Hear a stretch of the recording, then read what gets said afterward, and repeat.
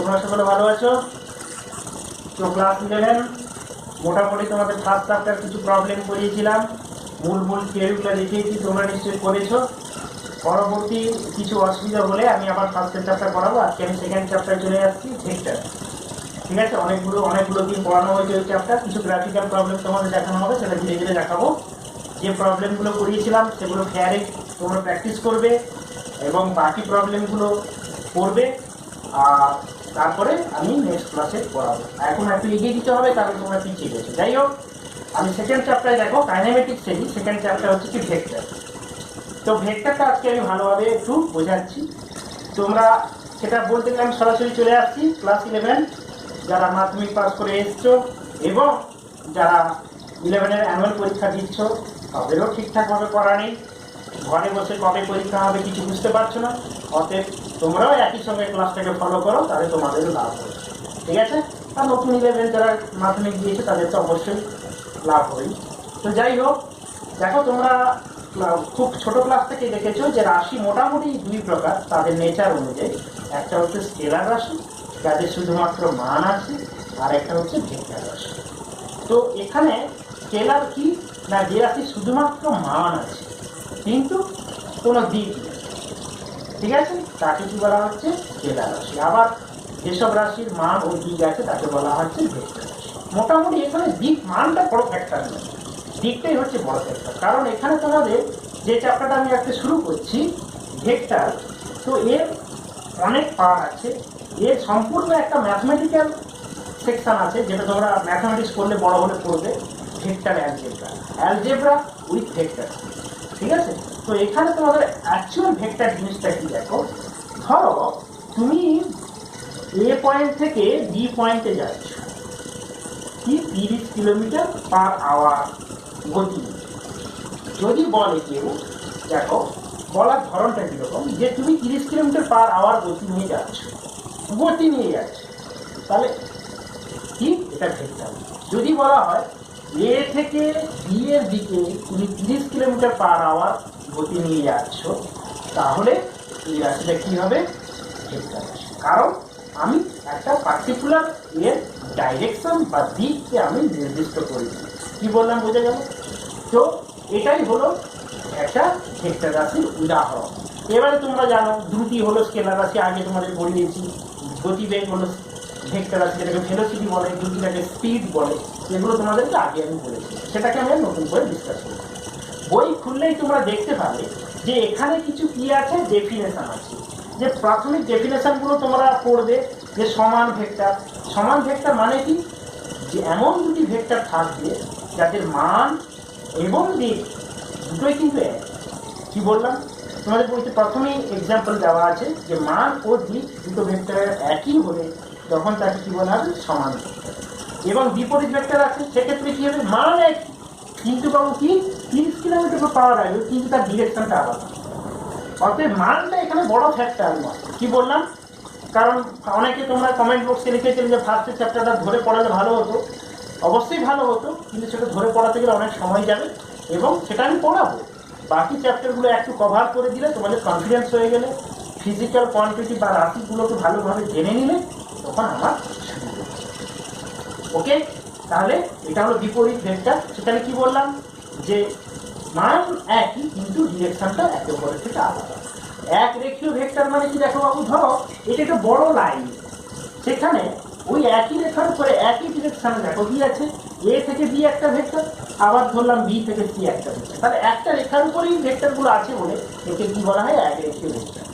আবার এক তলীয় ভেক্টর কি বাবু, ধরো তোমরা অনেকে সলিড জিওমেট্রি পড়েছো, অ্যাডিশনাল ম্যাথমেটিক্স কিছু জনের ছিল বা কিছু জনের ছিল না। সেখানে কি বলা হচ্ছে, যে একটা লাইন যদি একটা প্লেনের উপরে পারপেন্ডিকুলার হয়, তাহলে ওই প্লেনের উপরে যতগুলো লাইন টানা যেতে পারে ওই পয়েন্টকে নিয়ে, তাহলে সব লাইনগুলোই কি হবে, এর উপরে পারপেন্ডিকুলার হবে, মানে এটা সবগুলোর উপরে পারপেন্ডিকুলার হবে।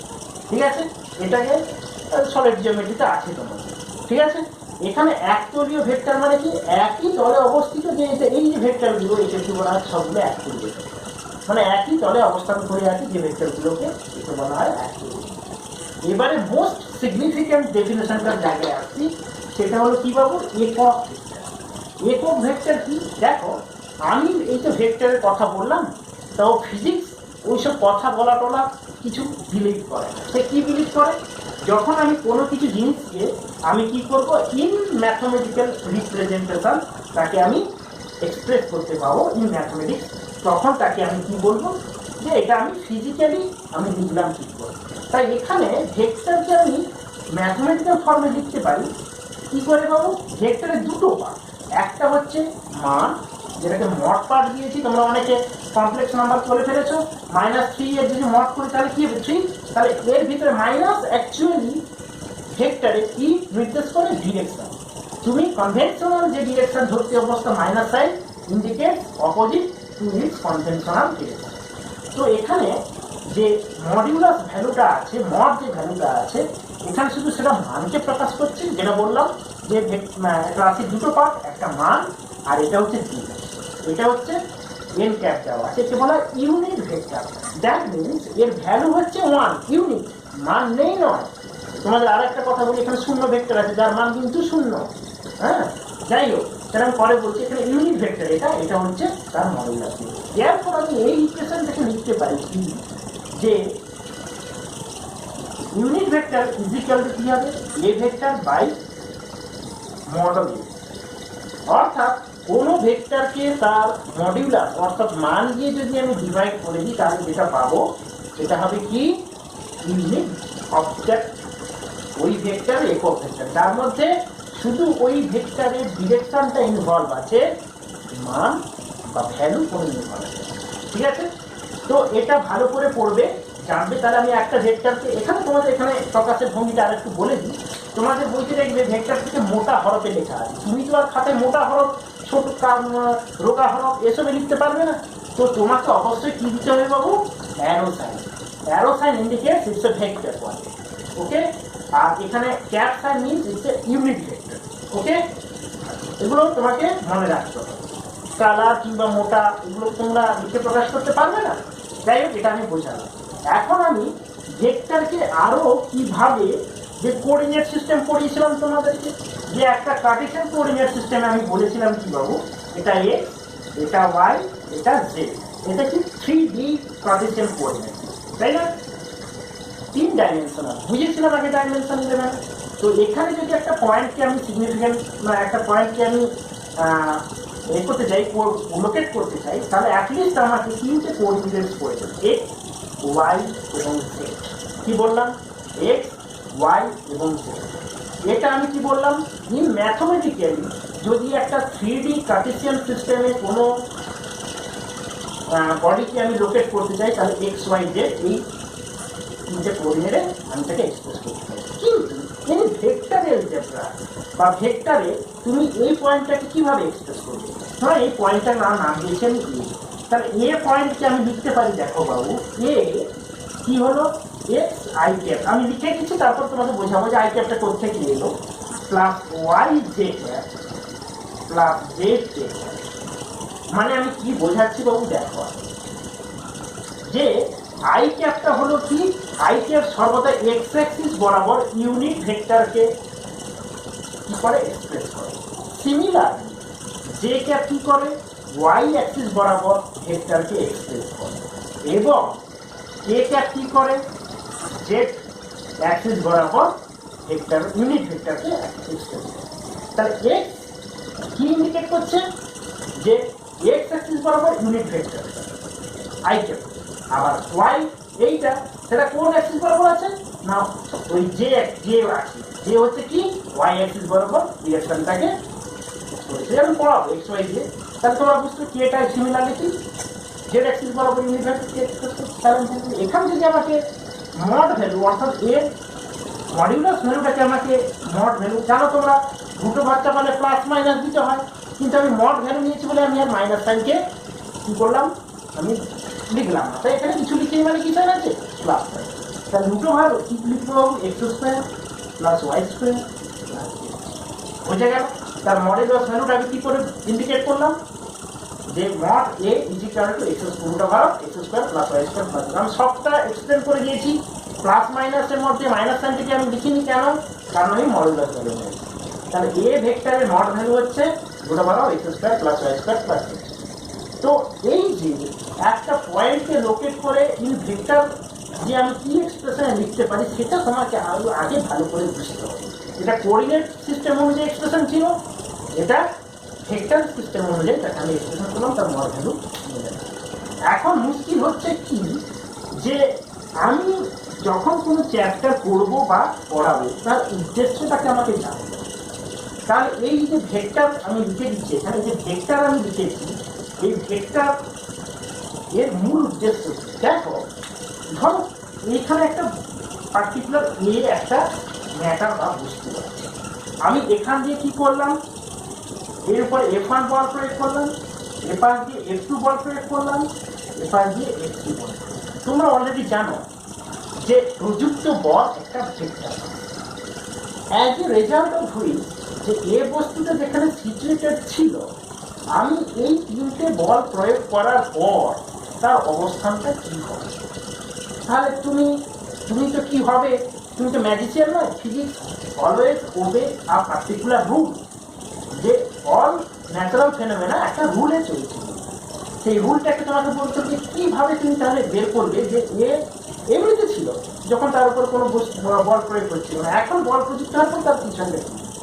তো এখানে আমাকে রেজাল্ট্যান্ট ফোর্স, অর্থাৎ যে এই তিনটে বল প্রযুক্ত হওয়ার পর কি আমি এর সিচুয়েশনটা একটা লব্ধি বলের সাহায্যে আমি এক্সপ্রেস করতে পারি। সেই লব্ধি বলটা কি সেটা বলি।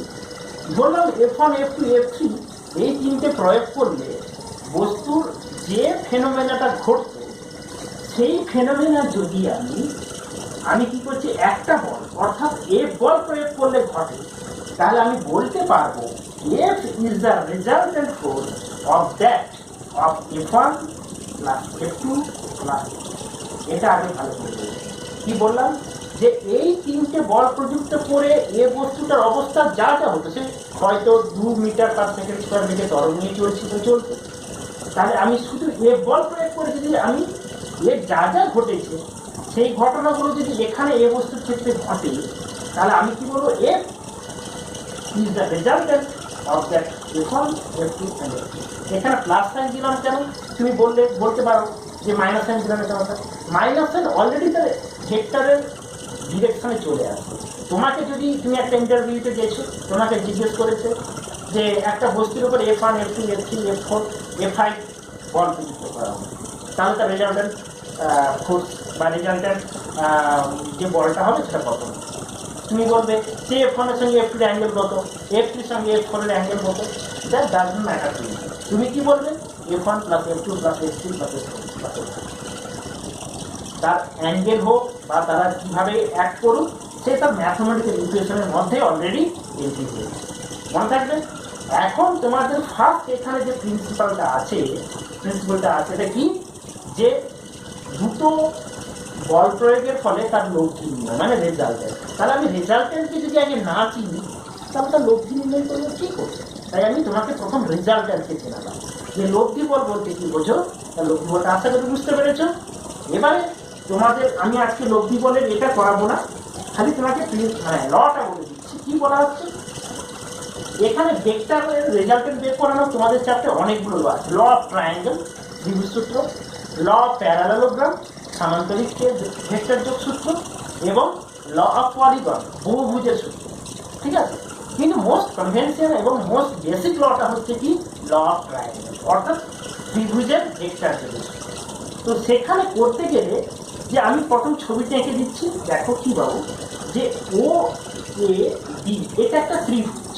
আমি এরকম আঁকলাম কেন, আমি বই মতো করে আঁকছি যাতে তোমাদের বুঝতে, বই অনুযায়ী আমার পড়াটা বুঝতে তোমাদের সুবিধা হয়। দেখো ও এ যদি একটা ভেক্টরকে মানে ও দিকে সূচিত করে, এ থেকে বি যদি আরও একটি ভেক্টরকে মানে ও দিকে সূচিত করে, কি বললাম বোঝা গেল বাবু। তো ও থেকে বি মানে অপোজিট টু দ্যাট ডিরেকশন, মানে এটা এদিকে গেছিল দেখো, ঠিক আছে, আর এটা যাচ্ছে কি এই দিকে। এ যদি এই দিকে আসতো তাহলে কিন্তু একই ডিরেকশনে হবে।